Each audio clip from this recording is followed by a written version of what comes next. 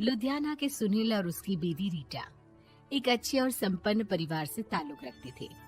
एक दिन रीटा की भाभी उसके घर आती है। रीटा, तुझे तो पता है तेरा भाई कुछ नहीं करता, ऊपर से 2 बच्चों की जिम्मेदारी, बेटी भी बड़ी हो गई है। तू तो बुआ है, कुछ मदद कर सकती है तो कर देना। कहाँ पैसे हैं भाभी, बस समझ लो किसी तरह हम लोग भी दिन काट रहे हैं। 2 ही तो कार है और मेरी बेटी भी बड़ी हो रही है। अब उसके लिए कार लेनी है तो 10 लाख का खर्चा तो लग ही जाएगा। तभी वहाँ सुनील आ जाता है। अरे शशि, क्या है, तू हमेशा पैसों के लिए परेशान क्यों रहती है? वैसे क्या जरूरत थी बेटी की शादी इतने बड़े घर में तय करने की? अरे पैसे नहीं थे तो ऐसे ही कर देती कहीं शादी। इतने बड़े होटल में क्यों कर रही है शादी? लेकिन यहाँ तो मामला शादी का है, डेट तय है। दरअसल तेरे भतीजे के पीएफ के पैसे आने हैं, पर उसमें देर हो रही है। जैसे ही पैसे आ जाएंगे मैं तेरे अकाउंट में डलवा दूंगी। ठीक है, हम लोग सोचकर बताएंगे। तभी वहाँ भतीजा आ जाता है। फूफा जी, आप लोग ही मदद कर सकते हैं, वरना तो कैसे काम होगा समझ में ही नहीं आ रहा।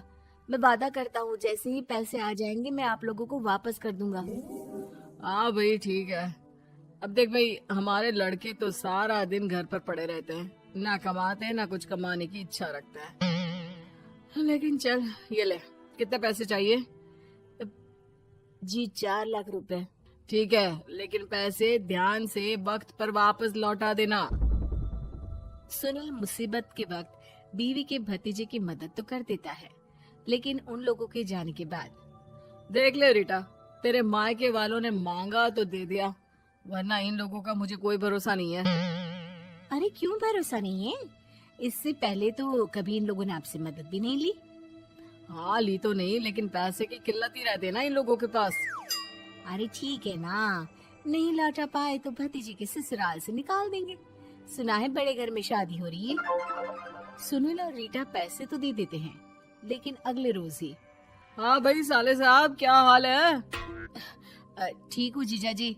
क्या बात है, सालों बाद आपका फोन, जरूर कोई बात होगी, बताइए ना। अरे वो तेरी बड़ी भाभी आई थी, बेटी की शादी कर रही है ना, तो पैसे लेने के लिए मैंने दे दिए 4 लाख। सोचा भाई किसी गरीब की बेटी की शादी हो रही है, पुण्य मिल जाएगा। अच्छा किया जीजा जी, उनका बेटा बहुत मेहनती है, जल्द ही लौटा भी देगा। वहीं रीटा भी फोन करके हर किसी को पैसे देने की बात करती है। रीटा की भाभी शशि के पास उसके भाई का फोन आता है। तूने सुनील से पैसा लिया है क्या? नहीं भाई, सिर्फ बात की है, बोल तो रहा है कि दे देगा।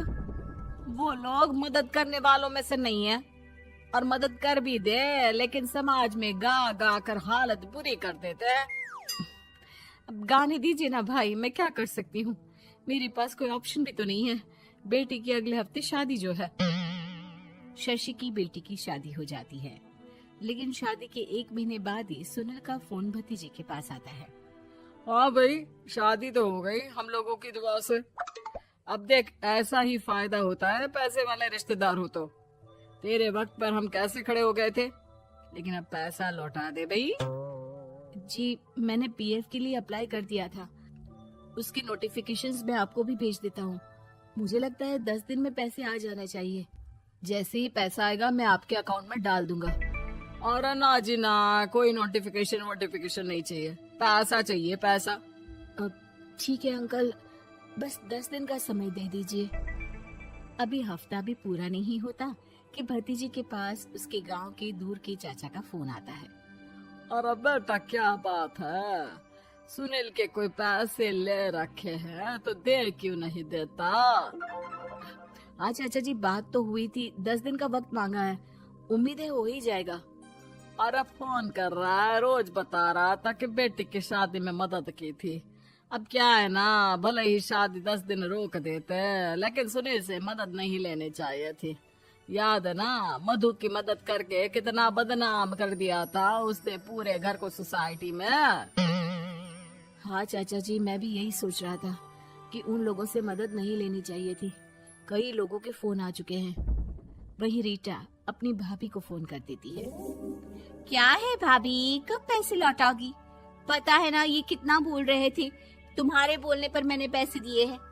भाभी अब तो आपके बेटे की कार बेच दो और हम लोगों के पैसे दे दो। अरे लेकिन रीटा, बात तो 3 महीने की हुई थी ना, अभी तो 2 महीने भी नहीं हुए पैसा लिए, थोड़ा तो सब्र करो। नहीं नहीं भाभी, वैसे मेरा बेटा टिक्कू आ रहा है आप लोगों के घर रहने के लिए, उसको अच्छे से खिलाना पिलाना, समझी। भाभी को समझ में नहीं आता कि वो क्या करे। वो बेटे से बात करती है। अरे माँ, इन लोगों से मदद लेकर सच में बहुत बड़ी गलती कर दी। मुझे खुद समझ में नहीं आता कि कैसे इन लोगों के पैसे जल्द से जल्द दे दूं। तभी डोरबेल बजती है और रीटा का बेटा टिक्कू घर में आता है। आओ बेटा, मामी के घर पहली बार आए हो रहने। आप पापा बोल रहे थे कि आप लोग पैसे का ब्याज तो दे नहीं पाओगे, तो तब तक मैं यहीं रह लूं। और हाँ, मैं एसी के बिना नहीं सो पाता। आप लोग अपना देख लेना और पैसे जल्दी लौटा देना, क्योंकि मैं थोड़ा जल्दी जाना चाहता हूँ। रीटा का फोन शशि के पास आता है। भाभी, पैसे कब तक दोगे? बेटे की विदाई के बाद शशि के घर का माहौल बिल्कुल बदल जाता है। वो हर वक्त बेटे से उसके पीएफ के पैसे पूछती, और पीएफ यानी कि सरकारी काम। आजकल में पूरा 1 महीना और बीत जाता है। भाभी, मैं और ये अमेरिका जा रहे हैं, घूमने के लिए पैसों की बहुत जरूरत है। रीटा, मैं पूरी कोशिश कर रही हूँ कि जल्द से जल्द पैसे का इंतजाम कर दूं, लेकिन पक्का नहीं बोल सकती। तभी सुनील का फोन भतीजे के पास आता है। देख माना 3 महीने की बात हुई थी पैसे लौटाने के लिए, लेकिन अभी मुझे पैसों की काफी जरूरत है। मैं अमेरिका जा रहा हूँ, तो पैसे मैंने किसी से ब्याज में पकड़ लिए हैं। तू हर महीने 4 लाख का 20,000 ब्याज डाल देना मेरे अकाउंट में।